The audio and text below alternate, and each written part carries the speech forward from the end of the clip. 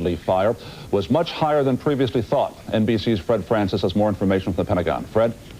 Garrick, NBC News has learned that at least 15% of those Americans slain and wounded during combat were friendly fire casualties. After the first accident and before the ground battle began, General Richard Neal offered this ominous warning.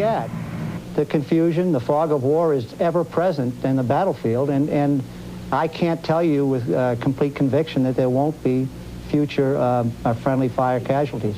He could not have known how bad it would be. After the war, the Pentagon reported that 11 Americans were killed by U.S. guns.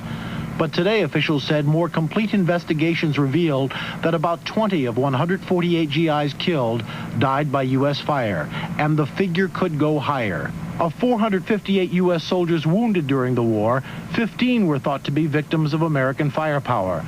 But now it seems certain that about 60 were wounded by their own, and the figure could go higher. The reasons vary. Terrain in the desert was featureless, making it hard for U.S. forces to stay within their own lines. High-speed combat meant while Iraq didn't have a chance to counterattack, U.S. forces often found themselves under U.S. guns. Visibility was terrible because of oil fires and bad weather, and much of the combat was at night.